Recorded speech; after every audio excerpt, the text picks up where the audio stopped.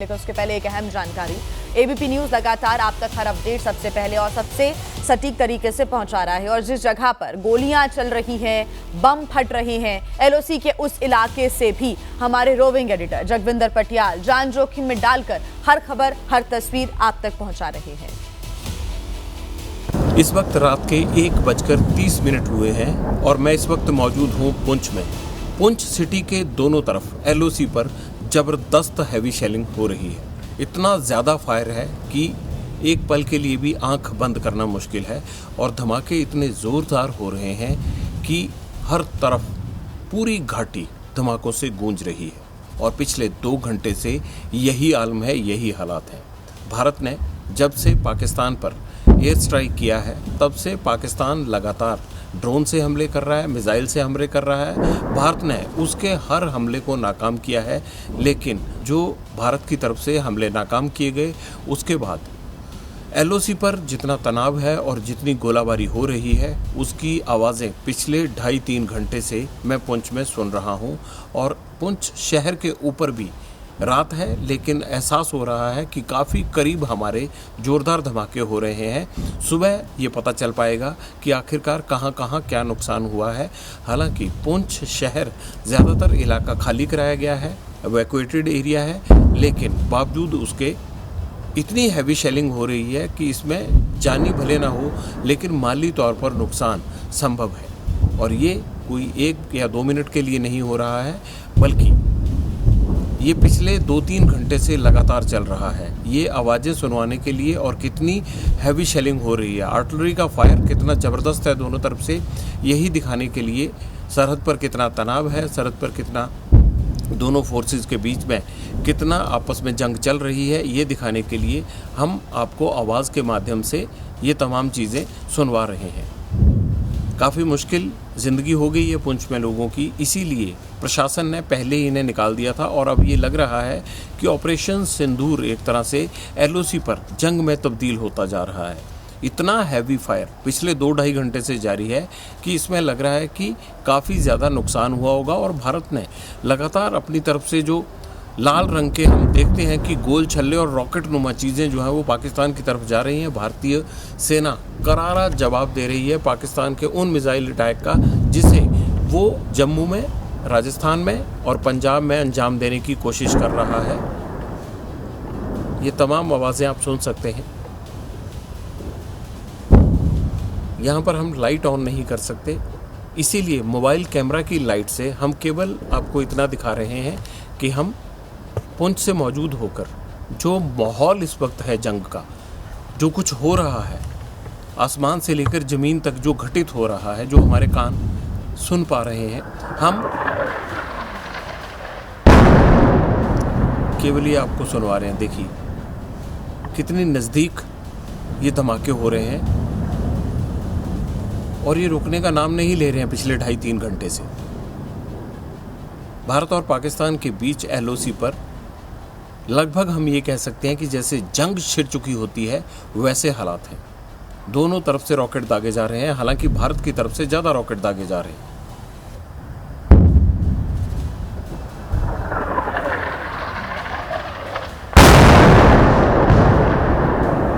ये जो जोरदार आवाज़ आई है ये पुंछ की साइड गिरा है और जाहिर सी बात है पाकिस्तान की तरफ से आया हो। ये भारत की तरफ से जवाब दिया गया है।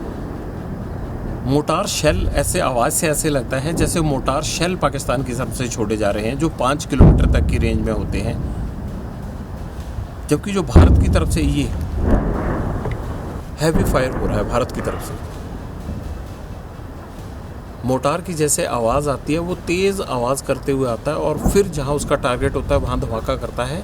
जो पुंछ की तरफ आ रहे हैं वो आवाज़ वैसी है, लेकिन जिस तरह से बड़ी बोफोर्स का या फिर जिस तरह से बड़ी आर्टिलरी गन का फायर होता है वो भारत की तरफ से उस तरफ जो लाल रंग के रॉकेट जा रहे हैं वो उस तरह के हैं, उसकी थोड़ी भारी आवाज़ है। जबकि सीटी नुमा आवाज़ करते हुए पाकिस्तान की तरफ से जो शेल आ रहे हैं, जैसा भी थोड़ी देर पहले आपने सुना, ये पुंछ शहर की तरफ गिर रहे हैं। अब केवल हम आपको इन धमाकों की आवाज़ से एलओसी की स्थिति क्या है उसकी जानकारी देना चाहते हैं। आज रात करीब 8 बजे ये माहौल इस तरह का शुरू हुआ था जब जम्मू में ब्लैकआउट करना पड़ा था, पंजाब में ब्लैकआउट। ये बिल्कुल हमारे 500 मीटर 1 किलोमीटर के रेडियस में धमाके हो रहे हैं जो पाकिस्तान की साइड से आ रहे हैं। आप एक पल के लिए सोच रहे होंगे कि हमें ऐसा नहीं करना चाहिए, लेकिन सवाल यह है कि जहां हम रह रहे हैं इस वक्त हैं, वहां से यही सब आपको दिखा सकते हैं। आप जंग का क्या माहौल होता है सिर्फ उसको महसूस कीजिए। इसमें ये कतई मत सोचिए कि हमें यहाँ से निकल जाना चाहिए, क्योंकि दर्शकों तक हर चीज़ पहुँचाने के लिए जैसे हमारे सेना के जवान लड़ रहे हैं बॉर्डर पर, बस सिर्फ उनके मनोबल को बनाए रखने के लिए ये हमारी एक छोटी सी कोशिश है, उससे ज़्यादा कुछ नहीं है। भारतीय सेना भी लड़ रही है और आप तक जानकारी देने के लिए हमें भी इसी तरह से मोर्चे पर डटना होगा, तभी आपको पता लग पाएगा कि हमारी सेनाएं किस तरह से बॉर्डर पर, चाहे रात हो, दिन हो, बारिश हो, ठंड, किस तरह लड़ती है। आवाज़ों से आप महसूस कीजिए कि जंग होती क्या है।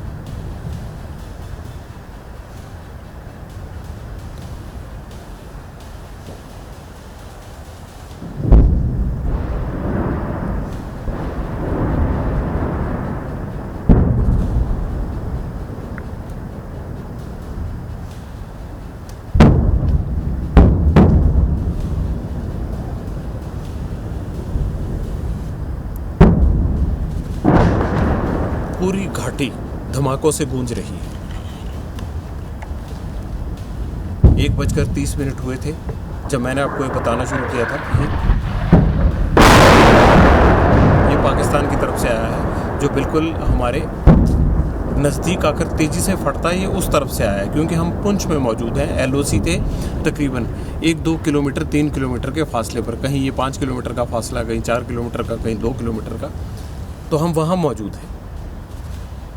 जो बहुत भीषण आवाज़ के साथ हमारे करीब फटता है वो धमाका पाकिस्तान की तरफ से फेंके गए शेल या फिर मोटार का होता है। जो ये हैवी आवाज़ आ रही है भारत की तरफ से, जो उस तरफ पाकिस्तान को जवाब दिया जा रहा है, ये उस शेलिंग की आवाज़ है।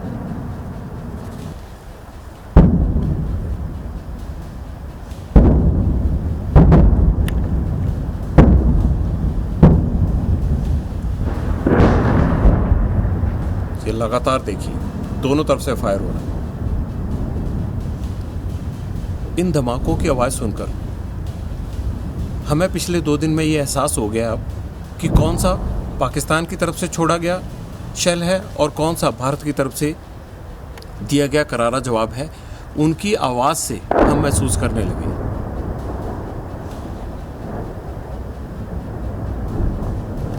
जो हमारे जितना करीब गिरेगा वो पाकिस्तान की साइड से छोड़ा गया होगा।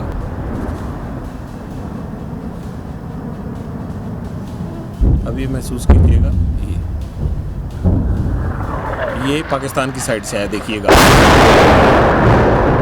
अब हमें आवाज़ से ही पता लग जाता है। जो सीटी बजाता हुआ तेजी से आता है और हमारे करीब जोरदार आवाज़ के साथ फटता है, वो पाकिस्तान की तरफ से फेंका गया, पुंछ पर फेंका गया, यहाँ के सिविल इलाके पर फेंका गया मोटार शेल होता है।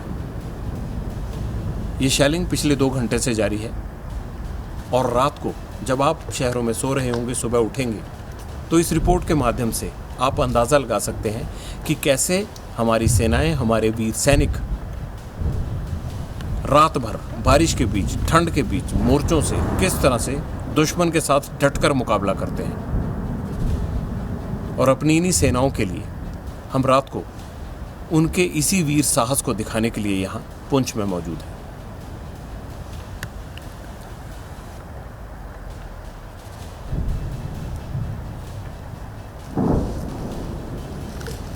हमें बीच बीच में चुप इसलिए होना पड़ रहा है ताकि धमाकों की आवाज़ और किस तरह से LOC पर युद्ध चल रहा है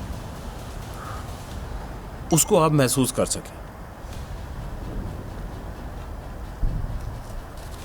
अगर मान लीजिए कि कुछ देर के लिए आसमान में तोपों का ये गर्जना रुकता है या थोड़ी देर के लिए थमता है, 5 मिनट के लिए, 4 मिनट के लिए, तो समझिए कि अगले पल फिर ये उससे डबल तैयारी के साथ जो है वो गर्जना वापसी करती है। और उसकी वजह ये होती है कि जब दोबारा से गन्स को लोड किया जाता है, शायद ये उसकी टाइमिंग होती है बीच में, जब ये बीच में स्लो होती है तो उसके बाद फिर बहुत तेज़ी से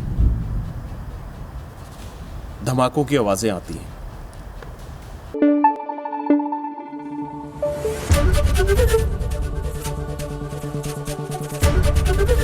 एबीपी न्यूज आपको रखे आगे।